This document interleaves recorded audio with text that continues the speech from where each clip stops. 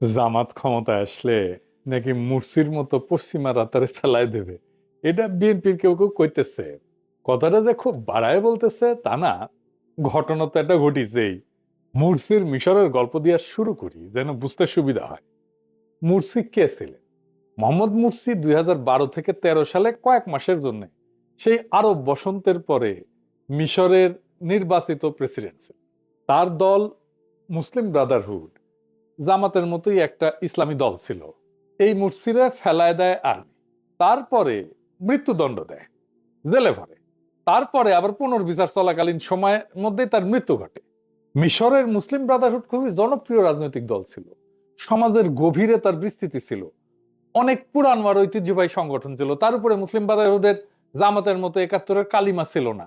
তারপরেও তারা তাদের পতন ঠেকাইতে পারেনি। কেন পারেনি? মুসলিম ব্রাদারহুড কেন তাদের পতন ঠেকাইতে পারেনি, এইটা জানা দরকার। জামাত ইসলামী বাংলাদেশে ভোটে জিতে যদি সরকার গঠন করে, তারপরে কি করলে টিকে থাকতে পারবে আর কি করলে মুরসির মতো হুড়মুড় কইরা পড়ে যাবে, সেটা একটু বিস্তারিত বুঝে দেখা দরকার। আসেন সেটা একটু বুঝে দেখি। রাষ্ট্র চালানোর সময় শুধু ধর্মের কথা বললেই হয় না, ক্ষমতার ভাষাও জানতে হয়। বিশ্ব রাজনীতি একটা হাট বাজারের মতো। যার পকেটে বেশি টাকা, যার হাতে পুলিশ, যার মিডিয়া, সাহিত্য, স্কুল, ইউনিভার্সিটির দখল, সেই সত্য বয়ান তৈরি করে।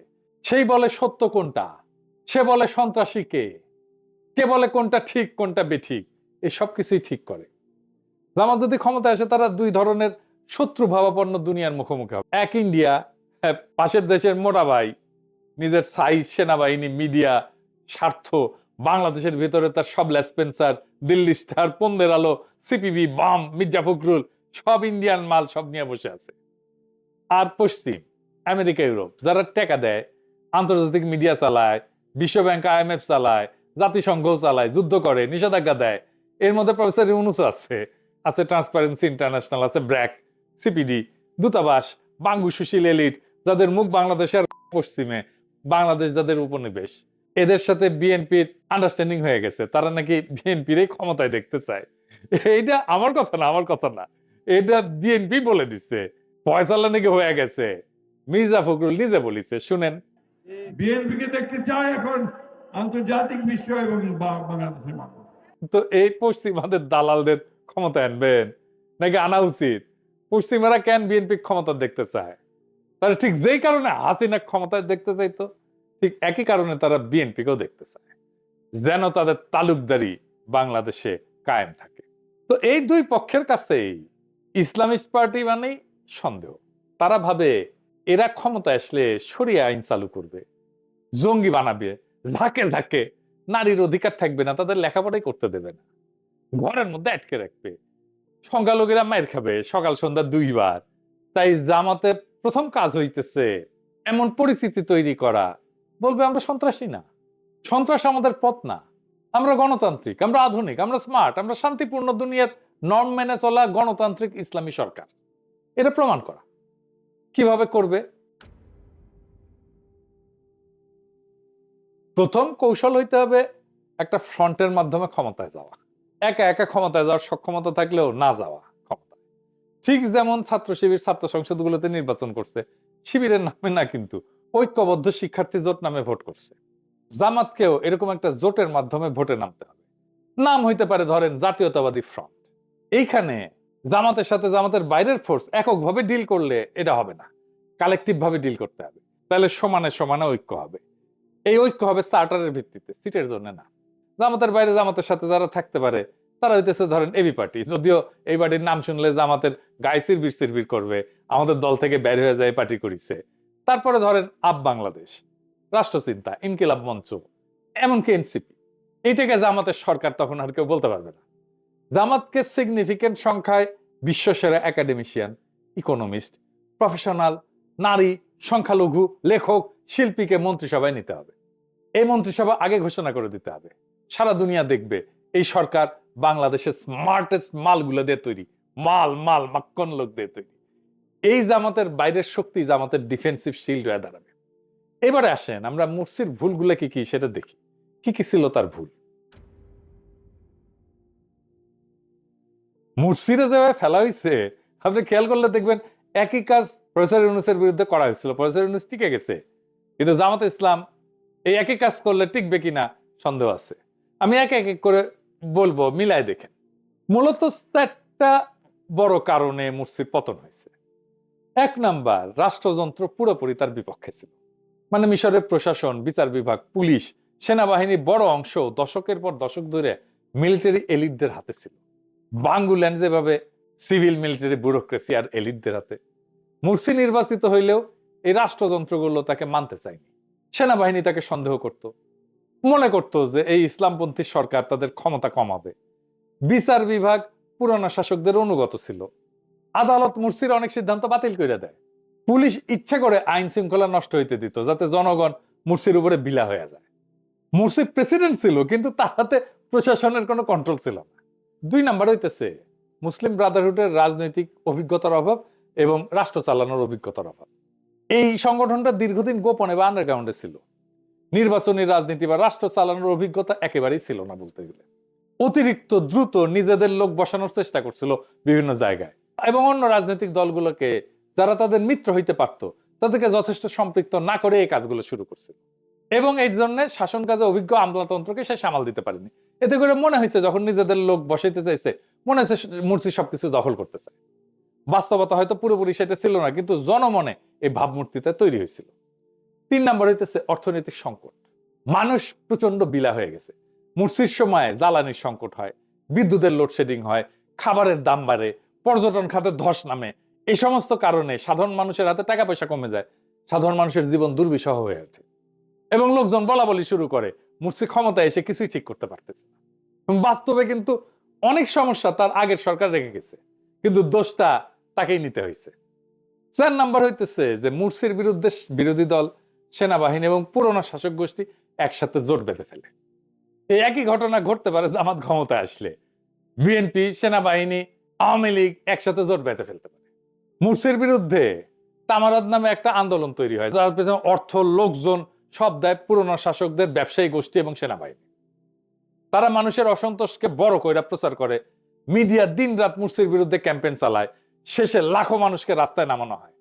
এইটাকে অজুহাত করে সেনাবাহিনী বলে দেশে বিশৃঙ্খলা তৈরি হয়েছে, তাই আমরা ক্ষমতা নিতেছি।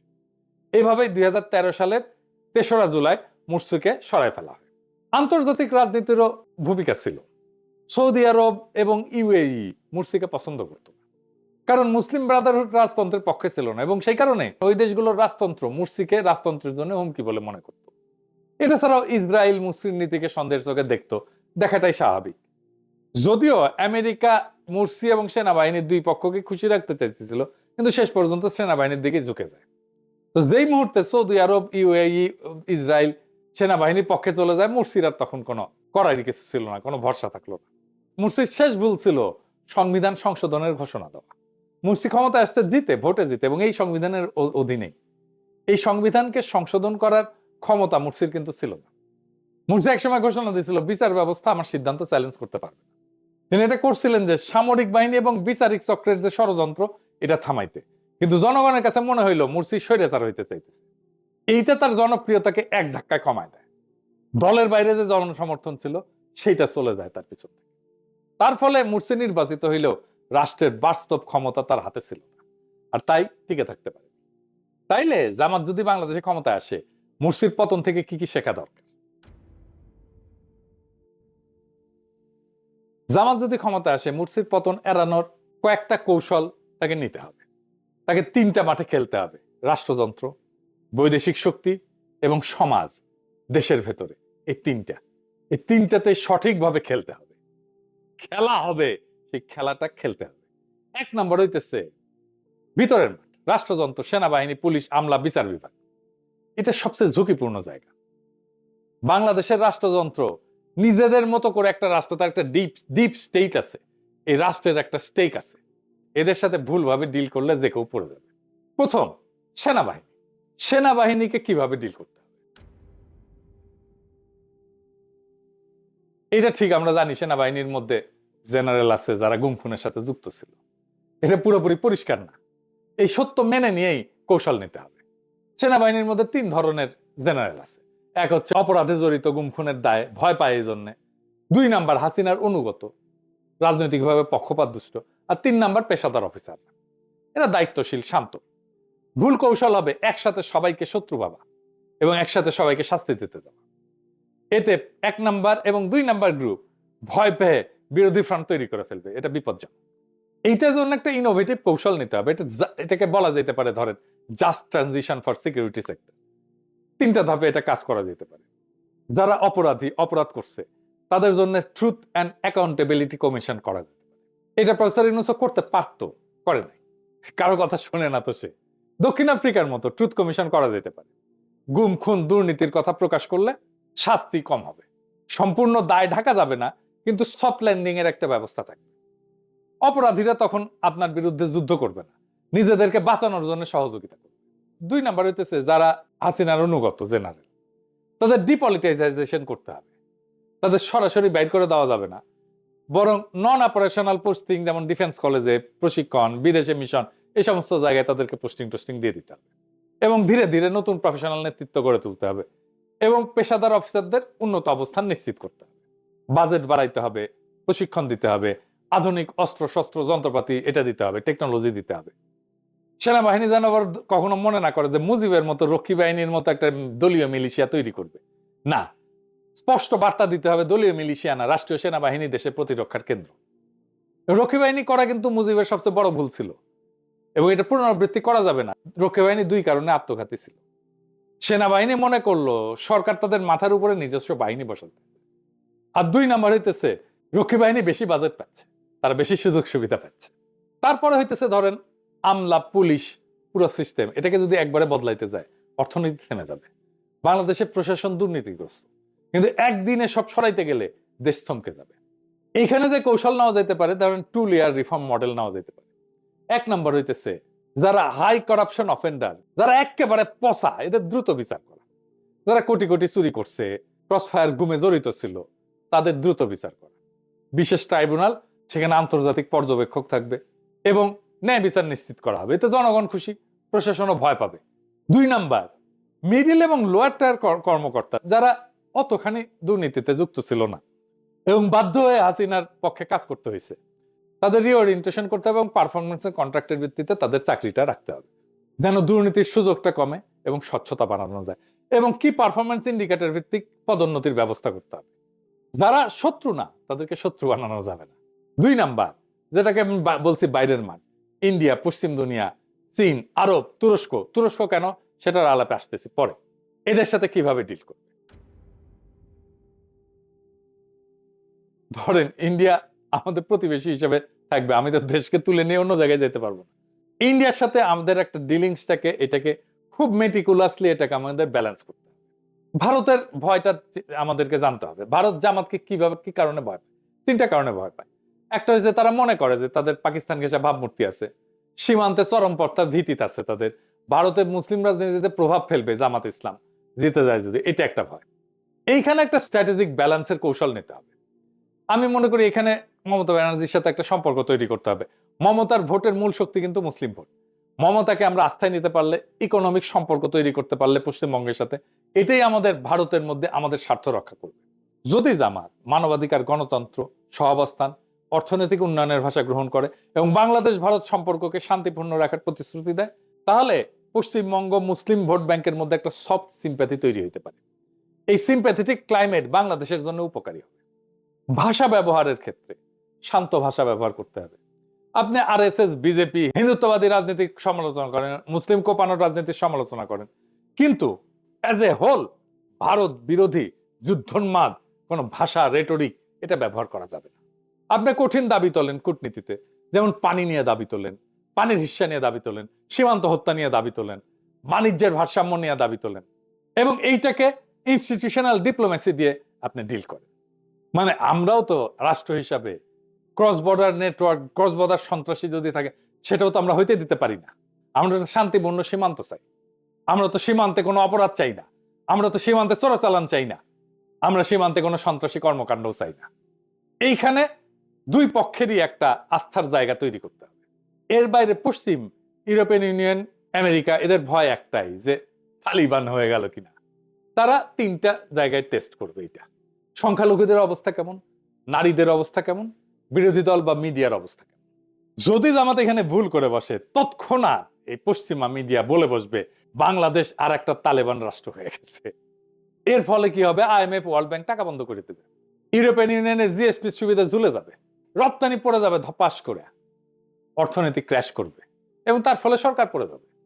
সমাধান খুব সহজ, নির্বাচন থাকবে, নিশ্চয়তা থাকবে, বিরোধী দল থাকবে, আদালত স্বাধীন থাকবে, সংখ্যালঘুদের নিরাপত্তা হবে রাষ্ট্রের দায়িত্ব, নারীরা শিক্ষা, চাকরি বাকরি, স্বাস্থ্য এবং এখানে সমানাধিকার অক্ষুণ্ণ থাকবে।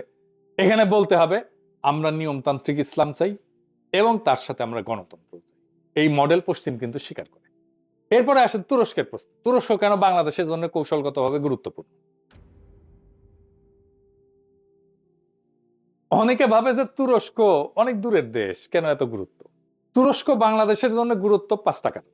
একটা হচ্ছে এটা মধ্যমপন্থী ইসলামের মডেল, এখানে ইসলাম আছে, গণতন্ত্র আছে, আধুনিকতা আছে, পশ্চিমের সাথে বোঝাপড়া আছে। বাংলাদেশ এই মডেল দেখাইতে পারে। তুরস্কের বিশাল ডিফেন্স ইন্ডাস্ট্রি আছে, ড্রোন, নৌবাহিনীর টেকনোলজি, সাইবার ডিফেন্স। আমরা আমাদের ডিফেন্স পারচেজের জন্য ভারত বা চীনের উপরে নির্ভরতা ছাড়াই আর একটা শক্তিশালী পার্টনার খুঁজে নিতে পারি। তুরস্ক আরব দুনিয়াতেও পরিচিত মুখ, পশ্চিমেও পরিচিত মুখ, গ্রহণযোগ্য মুখ। তুরস্ক এরপরে পশ্চিমা সামরিক জোট ন্যাটোর সদস্য, আবার মুসলিম বিশ্বের নেতৃত্বেও আছে। চমৎকার ব্যালেন্স করে চলতেছে।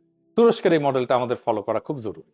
তুরস্কের সাথে আমাদের একটা হিস্টোরিক সিলসিলা আছে, মানে আমাদের আধুনিক বাংলা সালতানাত যেটাই বলি সেটা তুর্কি বিজয় থেকে শুরু হয়েছে। তুরস্কের সাথে আমাদের একটা ঐতিহাসিক সিলসিলা আছে। এরকম দেশ আমাদের পক্ষে কথা বললে পশ্চিমারও রাগ করবে না, আরবরাও করবে না। এছাড়াও বাংলাদেশের অভিবাসী শ্রমিকদের সুরক্ষা দিতে পারে তুরস্ক, কারণ মধ্যপ্রাচ্যে তুরস্কের ইনফ্লুয়েন্স আছে। সে এমনকি রোহিঙ্গা ইস্যুতে বড় ভূমিকা রাখতে পারে, মানবিক নেতৃত্ব দিতে পারে। এটি তুরস্কের গুরুত্ব। এরপরে আছে ঘরের মাঠ। আসেন সেটা একটু বুঝে দেখি। ঘরের মাঠে থাকবে বিএনপি, বাম, সংখ্যালঘু, নারী, মিডিয়া। সেটা কিভাবে সামলাবে? বিরোধীদের স্পেস দিতে হবে, তাদের কথা বলা বন্ধ করা যাবে না, তাদের উপরে নিপীড়ন চালানো যাবে না, কারণ শেষ মুহূর্তে তারাই রক্ষা কবচ হয়ে দাঁড়াবে। মুরসির পতনের দিনে দেশের কোনো বিরোধী দল তাকে রক্ষা করেনি। বাংলাদেশেও তাই হবে যদি জামাত সব দলকে নিষিদ্ধ করে, শত্রু বানায়, বা তাদেরকে কথা বলতে না দেয়, তাদেরকে স্পেস না দেয়। কৌশল হবে ওপেন পলিটিক্স, জিরো রিভেঞ্জ। বিরোধী দল চলবে, টকশোতে মত বলবে, যা খুশি তাই বলবে, গালাগালি করবে, সমালোচনা করবে, একদম কোথাও কোনো সেন্সর নাই। গ্রেপ্তার করা যাবে না, মুখ চেপে ধরা যাবে না। আপনি যদি বিরোধী দলের বিরোধী মতকে রক্ষা করেন, আগামীকাল তারা বিদেশি চাপে আপনাকে রক্ষা করবে। বিএনপি প্রকাশ্য শত্রুতা করতেই পারে, কারণ তাদের আমরা জিতবো এরকম একটা মানসিকতা আছে। হেরে গেলে একটা বিশাল শক হবে তাদের জন্য। এখানে তো 3 ধরনের সমস্যা হবে আর কি। বিএনপি যদি হেরে যায়, তারা ভাবে যে তারা ক্ষমতা তাদেরই প্রাপ্য। তারা যদি হারে, তাদের কর্মী সমর্থকরা ধরে নেবে যে চুরি হয়েছে, প্রতারণা করছে আমাদের সাথে। এখনো মনে করে ডাকসুতে নাকি চুরি হয়েছে। চিন্তা করে মনে করে, বিএনপির অনেক কর্মী মনে করে। তো তারা তো বিএনপি তো তখন রাজপথে বিদেশি লবিং দিয়ে সরকারকে নামাইতে চাইতেই পারে। এইরকম একটা অবস্থায় একটা ইসলামপন্থী দল যদি সরকারে থাকে, তাকে টিকতে চাইলে 3টা কাজ করতে হবে। যে হারলে সব শেষ, এই ভয়টা ভেঙে দিতে হবে। তার জন্য সুবিধা আছে, সুযোগ আছে। ভবিষ্যতের কথা চিন্তা করেন, পরের ইলেকশনের কথা চিন্তা করেন। ওপেন মেসেজ দিতে হবে বিএনপি কে যে তোমরা হারছো, তার মানে তোমাদের সব ধ্বংস হয়ে যায়নি। তোমরা বৃহৎ অপোজিশন, নেক্সট টাইমে তোমরাই আসতে পারো ক্ষমতায়। লোকজন যেন বোঝে হারলেও দল থাকবে, সংসদে আসন থাকবে, টকশোতে কথা বলার অধিকার থাকবে, মামলা হামলা গুম খুন এগুলো হবে না। এটা হইলে তারা মরিয়া অস্ত্রের দিকে কম ঝুঁকবে এবং এই 5 বছর ধরে তারা পরবর্তীতে ক্ষমতায় যাওয়ার চেষ্টা করবে। সেভাবে তারা দল গুছাবে। 2 নম্বর হচ্ছে রিভেঞ্জের পলিটিক্স বন্ধ করা, যেটা হাসিনা শুরু করছিল। নেতাদেরকে জেলে ভরা, গুম করা, খুন করা, কর্মীদেরকে বাসায় থাকতে না দেওয়া, মিডিয়াতে অপমান করা, ব্যবসা বন্ধ করে দেওয়া। এই কাজগুলো করলে যে কেউ ভাববে, যে কোনো বিরোধী দল ভাববে যে এই সরকার থাকলে আমাদের অস্তিত্বই থাকবে না। তাই নামতে হবে, জান পান ইয়ে করে তারা নামবে। আমরা যেরকম হাসিনা আমাদেরকে যদি তারাই না দিত, এত শত্রু যদি না বানাইতো, ধরেন আমি দেশে আছি, দেশে থাকলে কি হাসিনার এত বড় ক্ষতি করতে পারতাম? এত কিছু বলতে পারতাম? পারতাম না। সেই জন্য ডায়ালগকে রাজনীতির একটা স্থায়ী ইনস্টিটিউট করতে হবে। প্রফেসর ইউনূস শুরু করছে মাঝে মাঝে রাজনৈতিক দলগুলোকে ডাকে। এই যে ডাকার বিষয়টা, এটাকে স্থায়ী ইনস্টিটিউট হিসেবে গড়ে তুলতে হবে। রীতি হিসাবে গড়ে তুলতে হবে, সংস্কৃতি হিসাবে গড়ে তুলতে হবে, পলিটিক্যাল কালচার হিসাবে গড়ে তুলতে হবে। শুধু সংকটের সময় ডেকে গোল টেবিল না, বরং একটা স্থায়ী ন্যাশনাল পলিটিক্যাল কাউন্সিল তৈরি করা যেতে পারে, যেখানে সরকার, বিরোধী দল মাসে অন্তত একবার বসবে। সমস্ত ইম্পর্টেন্ট গুরুত্বপূর্ণ ইস্যুতে বিরোধী দলের মতামত নিতে হবে প্রকাশ্যে। এমনকি তাদের যদি সংসদে সিট না থাকে, আসন না থাকে, তাদেরও মতামত নিতে হবে। বাংলাদেশে একটা স্বঘোষিত তথাকথিত সেকুলার এলিট আছে, যারা media, art, culture, NGO, think tank এটার ভেতরে শক্তিশালী, এবং এটার মধ্যে অনেকেই ইন্ডিয়া এবং আওয়ামী প্রভাবিত। এইখানে তারা শত্রুতা করার চেষ্টা করবে। যদি এদের সাথে ঝগড়া করে, সব মিডিয়া, কালচার তার বিরুদ্ধে অ্যাকসেপ্ট হয়ে যাবে। আবার এদের যদি দালালি করে, তাহলে নিজেদের যারা সমর্থক বেশ এদের কাছে বেঈমান হিসেবে পরিচিত হবে। এর বদলে কিছু স্মার্ট নীতি নেওয়া যেতে পারে। কি কি সেটা? এই মিডিয়া, সেকুলার, কালচারাল স্ট্যাবলিশমেন্টকে ডিল করার জন্য কি করা যেতে পারে? এই যে সেকুলার বনাম ইসলামী, এই বাইনারি ফ্রেমটা ভেঙে দিতে হবে। এইখানে আসতে হবে যে রাজনীতি হইতে হবে সিটিজেন রাইটস এর ভিত্তিতে, অধিকারের, নাগরিক অধিকারের ভিত্তিতে। কে সেকুলার, কে বাম, কে ডান, কে এলিট, এইটা না, সকল সিটিজেনের রাইট আছে, এবং রাষ্ট্রের কাজ হচ্ছে এই সিটিজেন রাইটসটাকে স্ট্যাবলিশ করা। কেউ গালি দিক, অসুবিধা নাই, কিন্তু লিমিট রেখে গালি দিক। ধর্ম হবে সম্মানিত, আর্ট হবে স্বাধীন, কেউ অন্যজনকে গলা টিপে ধরবে না। আর্টও ধর্মকে গলা টিপে ধরবে না, ধর্ম আর্টকে গলা টিপে ধরবে না। মিডিয়ায় রেগুলেশন থাকবে, কিন্তু সেন্সরশিপ না। কিছু কিছু জায়গায় গানের অনুষ্ঠানের সামনে যে বিক্ষোভ শুরু হয়, এই যে কাজ করা যাবে না। শো ক্যান্সেল করে দিতে হবে, করা যাবে না। থিয়েটার, নাটক বন্ধ করে দিতে হবে, করা যাবে না। করলে ওই মুহূর্তে পুরা দায় এসে সরকারের উপরে পড়বে, জামাত ইসলামের উপরে পড়বে। আইন সবার জন্য সমানভাবে প্রয়োগ করতে হবে, মানহানি করা যাবে না, উস্কানি দেওয়া যাবে না, সহিংসতার আহ্বান করা যাবে না, অর্থনৈতিক স্বচ্ছতা থাকতে হবে, এটা সবার জন্য সমান, সবার জন্য। কালচারাল পলিসি হিসাবে ইসলামী সংস্কৃতি প্লাস প্লুরাল সংস্কৃতিকে নিতে হবে, শুধু নিষেধ না, বিকল্প তৈরি করতে হবে। যেমন বলে অশ্লীল গান বন্ধ করতে হবে, শুধু তাই না, বন্ধ করা না, বরং ইসলামী গান, নৈতিক থিয়েটার, ওয়েব সিরিজ, এগুলো ভালো মানের প্রোডাকশন দিতে হবে। তার কিতে দেখতেছেন না কত চমৎকার সিরিজ আমাদের দেশে, কত জনপ্রিয়। আমরা তো এটা করতে পারি। কোন উৎসবে ইসলামী নাশিদ যেমন থাকবে, তেমন রবীন্দ্র লালনও থাকবে। এতে সেকুলার এলিটটা বুঝবে যে এরা একেবারে বর্বর না। তারপরে এক গ্রুপ তো আছে মাজার ভাঙা, এদের সাথে কিভাবে ডিল করা যায়? এটা খুব সেনসিটিভ এবং কঠিন জায়গা। উগ্রপন্থী গোষ্ঠীরাও বাইরে থেকে দেখায় যে এটা আপনার আত্মীয়, আপনারই লোক, কিন্তু বাস্তবে তারা রাষ্ট্রটাকে ধ্বংস করে দেয়। এখানে তিনটা স্তরে কাজ করতে হবে।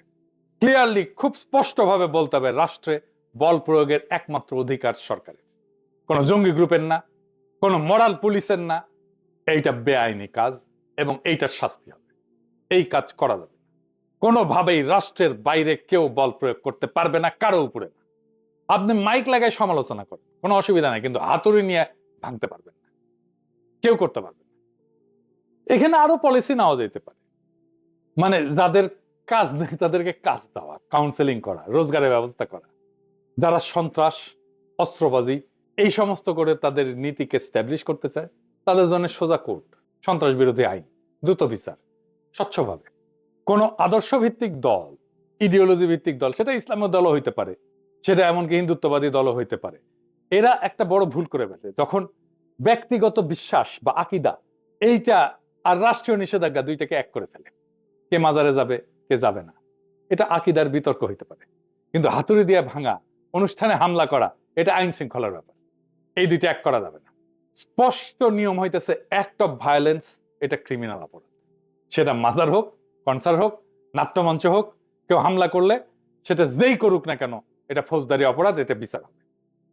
বিতর্কের প্ল্যাটফর্ম খুলে দিতে হবে। আপনি এটা নিয়ে মাজার করা যাবে না, এটা নিয়ে বিতর্ক করেন, মাইক লাগায় বিতর্ক করেন, কোনো অসুবিধা নেই। টিভি ডিবেট করেন, আলোচনা করেন, জনসভা করেন, মতামত তৈরি করেন, সব অ্যালাউড। ভাঙার বদলে বিতর্ক, এই সংস্কৃতি বানাইতে হবে। সামাজিক বিতর্কগুলো, সামাজিক ইস্যুগুলো সমাজে চালু থাকতে হবে। এটা আস্তে আস্তে আস্তে আস্তে আস্তে স্থিত হবে। আজকে এটা সমাধান লাগবে না, করা যাবে না, হয় না, এটা আসলে এভাবে করা যায় না। রাষ্ট্র কারো আকীদাগত বিতর্ক এটাকে ফয়সালা করে দেবে না। রাষ্ট্রের কাজ শান্তি এবং নিরাপত্তা রক্ষা করা সব নাগরিকের। সংখ্যালঘু ইস্যুতে এখানে ভুল করলে আন্তর্জাতিক চাপ তৈরি হবে, তীব্র হবে। এবং বাংলাদেশে হিন্দু, বৌদ্ধ, খ্রিস্টান, এদের নিরাপত্তা সবচেয়ে সংবেদনশীল বিষয়। একটাও হামলা হলে ভারত পশ্চিম মিডিয়া একসাথে চাপ দেবে। এইখানে একটা মাইনরিটি প্রোটেকশন প্রোটোকল লাগবে। হামলায় অপরাধী যেই হোক না কেন শাস্তি হবে। সংখ্যালঘু নির্যাতন, মন্দির ভাঙা, উপাসনালয় ভাঙা, এটা জিরো টলারেন্স। এবং সংখ্যালঘুদের সরকারের দৃশ্যমান ভূমিকা থাকতে হবে। এইবার পাগল রে সাঁকো নাড়ানোর কথা মনে করাই দিলাম কিনা আল্লাহ জানে। জামাত আমার কোনো সাজেশন না নিলেও এই সাজেশনটা নিতে পারে, আগ্রহ নিয়ে। হ্যাঁ, আর অখণ্ড ভারতের সৈনিক গোবিন্দ প্রামাণিককে মন্ত্রী বানিয়ে দিতে পারে। আপনাদের তো চিন্তা যে জামাত মদ খাইতে দিবে কিনা, আমার চিন্তা জামাত গোবিন্দ প্রামাণিককে মন্ত্রী বানিয়ে দেয় কিনা। এবার আসেন নারীর প্রশ্ন।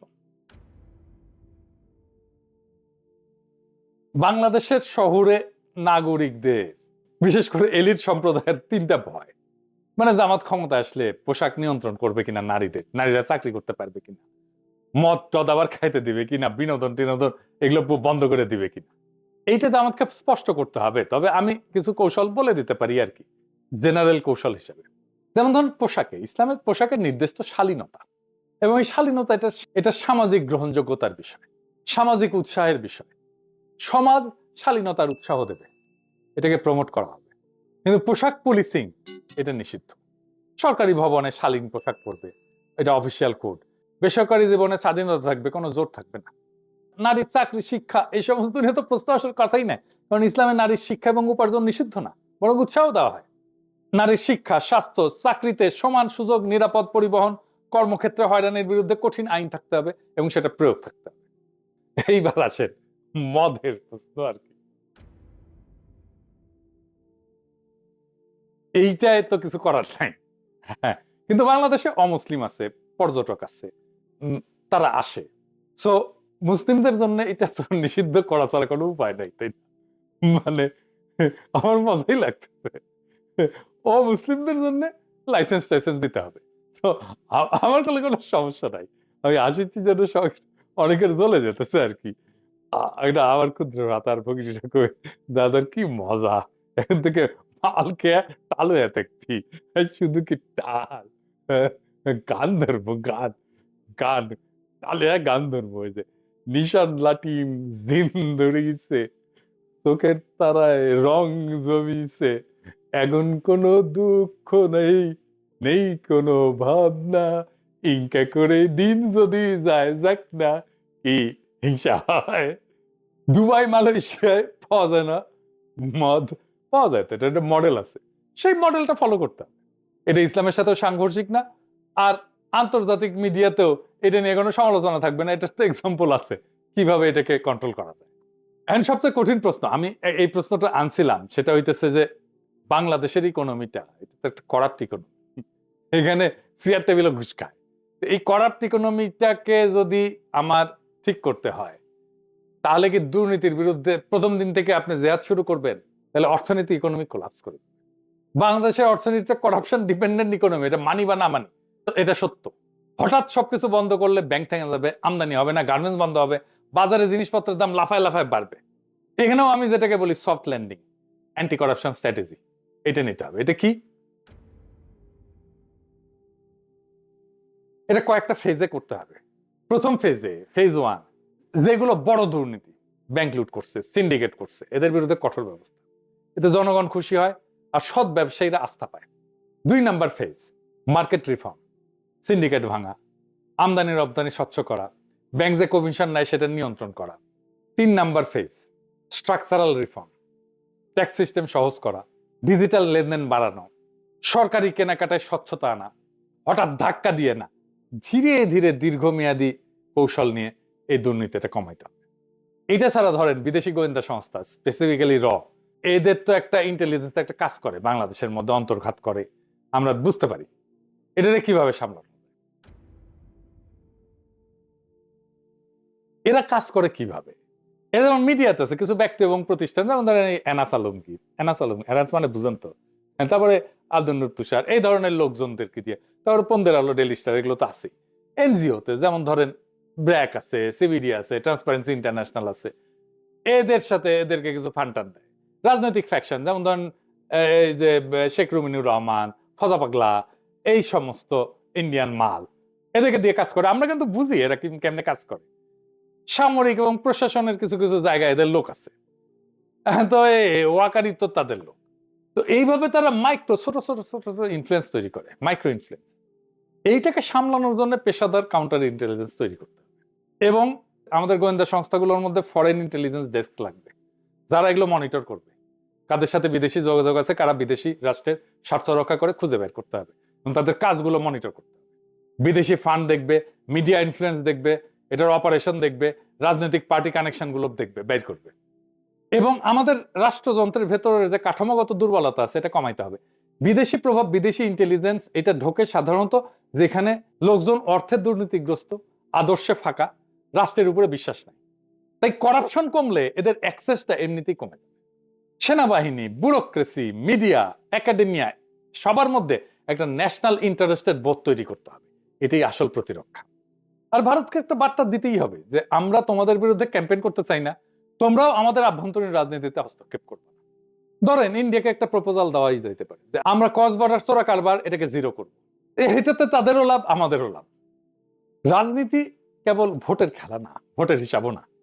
রাজনীতি হইতেছে রাষ্ট্রকে বাঁচানো এবং তাকে অগ্রসর করার শিল্প।